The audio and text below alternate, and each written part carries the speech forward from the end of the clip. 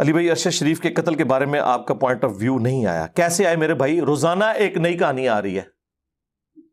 ये जिसने लिखा है वो जरा मुझे बता दे, उसके पास कौन सी दलील है जिसको हम बयान करें।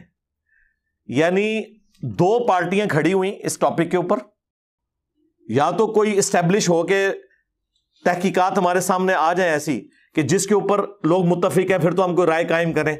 हम भी यही कहते हैं कि जब तक मुकम्मल तहकीक ना हो, जब तक कोई मजबूत दलील ना हो, उस वक्त तक किसी के मुतल्लिक कातिल होने का फ़ैसला नहीं करना चाहिए। लेकिन अफसोस की बात है कि जब सहाबे किराम रज़ी अल्लाह तआला अन्हुम की बात आई तो मिर्ज़े ने इस उसूल को पसे पुश डाल दिया। एक क्लिप में मिर्ज़े ने गुफ्तगू करते हुए सैयदना अमर बिन आस रज़ी अल्लाह तआला अन्हु पर यह इल्ज़ाम लगाया कि उन्होंने मालिक अश्तर को जहर देकर कत्ल करवाया था और आखिरी वक्त तक, मौत तक वो सैयदना अली के साथियों में शामिल रहे। सैयदना अली से पहले वो शहीद हुए हैं। इनको अमर बिन आस रज़ियल्लाहु तआला अन्हु ने जहर दे के कत्ल करवाया था, क्योंकि मोहम्मद बिन अबी बकर से मिस्र की जो हुकूमत है संभाली नहीं जा रही थी। तो सैयदना अली ने कहा कि तुम वापस आ जाओ, मैं मालिक अश्तर को भेज रहा हूँ। सवाल यह है कि क्या मिर्ज़ा ने इस पर तहकीक मुकम्मल कर ली थी? क्या मिर्ज़े को इस पर मजबूत दलाइल मिल गए थे कि मालिक अश्तर को अमर बिन आस रज़ी अल्लाह तआला अन्हु ने जहर देकर कत्ल करवाया? अब भी हम कहते हैं मिर्ज़ा और उसके शागिर्दों को कि कोई एक मजबूत सबूत, कोई एक मजबूत हवाला पेश कर दो कि जिससे ये साबित होता हो कि मालिक अश्तर को अमर बिन आस रज़ी अल्लाह तआला अन्हु ने कत्ल करवाया जहर देकर। आखिर मिर्ज़ा ने यह दोहरा मेयार क्यों अपनाया हुआ है? अलग अलग पैमाने क्यों रखे हुए हैं? क्या सैयदना अमर बिन आस रज़ी अल्लाह तआला अन्हु का कोई एहतराम नहीं है? क्या उनका कोई हक़ नहीं है कि उन पर बग़ैर किसी मजबूत सबूत के इल्ज़ाम न लगाया जाए? एक तरफ मिर्ज़ा उसूल बयान कर रहा है कि जब तक तहकीकात मुकम्मल नहीं होती, जब तक कोई मजबूत दलील नहीं आती, कोई राय कायम नहीं करनी चाहिए। तो मिर्ज़ा ने अमर बिन आस रज़ी अल्लाह तआला अन्हु के मुतल्लिक ये राय किस बुनियाद पर कायम कर ली कि उन्होंने मालिक अश्तर को जहर देकर कत्ल करवाया था? बुसर बिन अबी अरता की हदीस मैंने कई बार बयान की है। बुसर वो शख्स है जिसके बारे में मुहद्दिसीन का इत्तफाक है कि इसके नाम अमाल में एक रत्ती नेकी की नहीं है, सिवाय इसने कलमा पढ़ा है, हुजूर को देखा है, बाकी इसके अंदर ईमान वाली कोई बात ही नहीं थी। अच्छा, मुहद्दिसीन का इत्तिफाक है कि उनके नाम अमाल में एक रत्ती नेकी नहीं थी। ये कहाँ लिखा हुआ है? क्या मिर्ज़ा ने इस पर तहकीक मुकम्मल कर ली थी? किसी एक किताब से इसका सबूत पेश किया जा सकता है जो मिर्ज़ा बात कर रहा है कि मुहद्दिसीन का इत्तिफाक है उनके नाम अमाल में एक रत्ती नेकी नहीं? नऊज़ुबिल्लाह।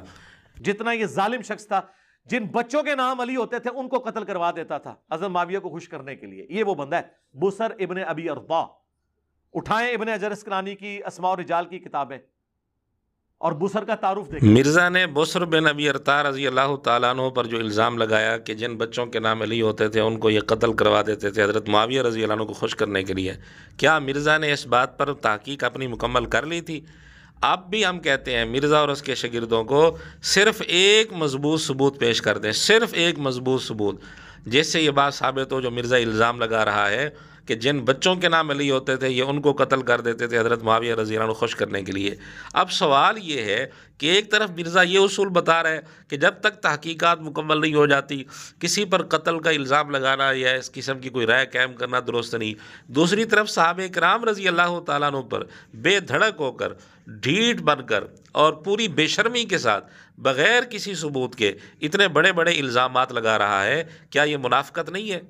अब्दुर्रहमान बिन अबी बकर मामू नहीं है जिनको दूसरे मामू ने कत्ल करवाया? जी नाज़रीन, देखा आपने अरशद शरीफ के मामले पर मिर्ज़ा इतना मुत्तकी बना हुआ था कि जी दोनों तरफ बातें आ रही हैं और तहकीकात अभी मुकम्मल नहीं हुई, कोई मजबूत दलील नहीं है, इसलिए मैं अपनी राय कायम नहीं करता। यहाँ इतनी जल्दी मिर्ज़ा ने राय कायम कर दी। हज़रत अब्दुर्रहमान बिन अबी बकर रज़ी अल्लाह तआला अन्हु के कत्ल का इल्ज़ाम हज़रत मुआविया रज़ी अल्लाह तआला अन्हु पर लगा दिया, तो क्या मिर्ज़े ने इस बात की तहकीक मुकम्मल कर ली थी? मिर्ज़े के पास इसका कोई मजबूत सबूत आ गया था?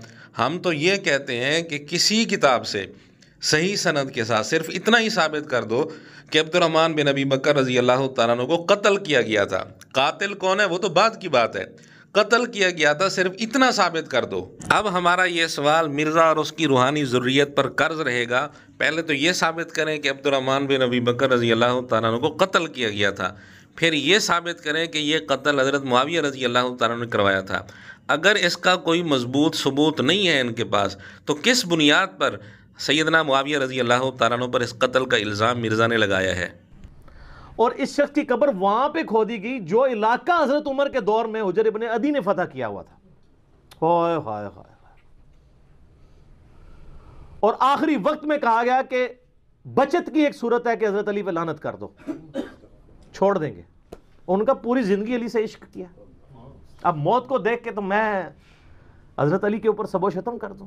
दुनिया जहान की किसी किताब से सही सनद के साथ मिर्ज़ा और उसकी ज़ुर्रियत साबित कर सकती है कि हुजर बिन अदी को आखिर वक्त में ये बात की गई कि लानत कर दो हज़रत अली रज़ी अल्लाह तआला अन्हु पर, फिर तुम्हें छोड़ देंगे। चूँकि उन्होंने लानत नहीं की तो उनको कत्ल कर दिया गया। क्या ये बात दुनिया की किसी किताब से सही सनद के साथ पेश की जा सकती है? मिर्ज़े ने जब अपनी इस वीडियो में इतना बड़ा ये इल्ज़ाम लगाया था, क्या मिर्ज़े ने अपनी ये तहकीक मुकम्मल कर ली थी? सैयदना उमर को किन लोगों ने शहीद करवाया, ये भी अगर हम खोलेंगे तो फिर इसको डीप डिक करने से भी आले उमैया ही आती है। सैयदना उमर का कातिल कौन था? नाम लेते हैं जी, वो कहते नहीं ईरानी था जी, अबू लोलो फिरोज था। सर ईरानी तो था, वो गुलाम किसका था? हजरत मुगीरा इब्न शोबा का रज़ियल्लाहु तआला अन्हु। और बुखारी में ये मौजूद है अल्फाज। और फिर इससे अगला तल्ख पहलू यह है कि हजरत मुगीरा इब्न शोबा पूरी जिंदगी हजरत मुआविया रज़ियल्लाहु तआला अन्हु के दस्ते रास रहे हैं।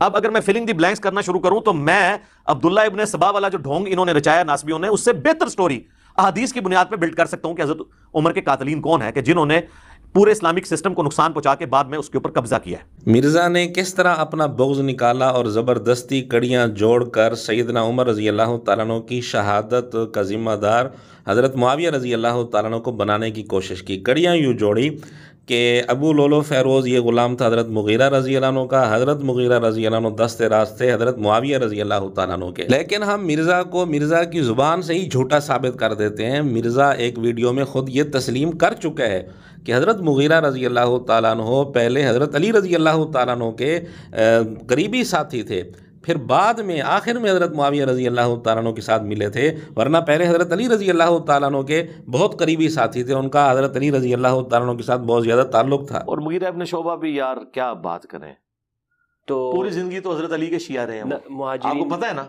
हजरत अली के बड़े मुखलिस साथी थे ये। अब मिर्ज़ा और उसके शागिर्द हिम्मत करें और उसी तरह कड़ियाँ जोड़ें जिस तरह मिर्ज़ा दूसरी वीडियो में जोड़ रहा था।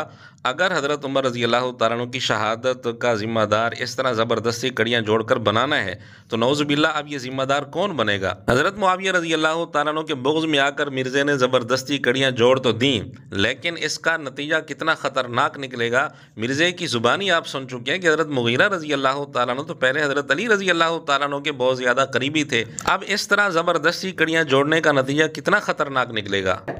बाद में कितनी मुश्किल से हज़रत अब्दुल्ला इब्न ज़ुबैर ने वो कर्जा उतारा है, और वो इस तरह उतारा है, वो भी खैर क्या उतारा, वो बैतुल माल से ही पैसा गया सारा। हज़रत मुआविया को रिक्वेस्ट की कि हज़रत ज़ुबैर की ये ज़मीन है, वो ज़मीन थी सपोज 1 करोड़ रुपए की, उन्होंने कहा यार ये आप 1 अरब की खरीद लें तो चले। तो हज़रत मुआविया ने भी जेब से कोई नहीं दिया, बैतुल माल से उनको पैसे दिए। इस तरह मुख्तलिफ जगहों से पैसे कट करके उन्होंने अपने बाप का कर्जा उतारा। क्या मिर्ज़े ने इस बात की तहकीक मुकम्मल कर ली थी कि हज़रत अब्दुल्ला बिन ज़ुबैर रज़ी अल्लाह तआला अन्हु से हज़रत मुआविया रज़ी अल्लाह तआला अन्हु ने 100 गुना कीमत बढ़ाकर ज़मीन ख़रीदी और फिर सारा पैसा अपनी जेब से नहीं दिया, बैतुल माल से दिया था? हम अब भी गुजारिश करते हैं कि मिर्ज़ा या इसके शागिर्द दुनिया की किसी किताब से ये साबित कर दें कि हज़रत मुआविया रज़ी अल्लाह तआला अन्हु ने 100 गुना ज़्यादा कीमत देकर ज़मीन ख़रीदी थी। और असल जो बात है दूसरी कि अपनी जेब से पैसा नहीं दिया, पैसा सारा बैतुल माल से दिया था। किसी एक किताब से ये बात साबित कर दें, और अगर साबित नहीं कर सकते तो ख़ुद फ़ैसला कर लें। जब सहाबे किराम रज़ी अल्लाह तआला अन्हु की बात आती है तो मिर्ज़ा कितना बेधड़क होकर झूठे इल्ज़ाम लगाता है। जब तक आपके पास प्रॉपर सबूत ना हो आप किसी के बारे में कोई राय कायम ना करें। इस तरह किसी मुसलमान कलमा गो अहले किबला के ऊपर प्लीज इस तरह के इल्जामात ना लगाएं, अल्लाह से डरें। एक आम मोमिन मुसलमान कलमा गो के मुतल्लिक मिर्ज़ा दूसरों को नसीहत कर रहा है कि जब तक कोई मजबूत सबूत ना हो किसी मोमिन पर इल्ज़ाम नहीं लगाना चाहिए, अल्लाह से डरना चाहिए। यही मिर्ज़ा सहाबे किराम रज़ी अल्लाह तआला अन्हुम पर बग़ैर किसी सबूत के किस तरह इल्ज़ाम लगाता है और झूठे इल्ज़ाम लगाता है, इसके चंद सबूत आपके सामने आ चुके हैं। सवाल यह है कि एक आम कलमा गो मोमिन का तो यह हक़ है, क्या सहाबे किराम रज़ी अल्लाह तआला अन्हुम का ये हक़ नहीं है कि उन पर बग़ैर किसी मजबूत सबूत के इल्ज़ाम न लगाया जाए?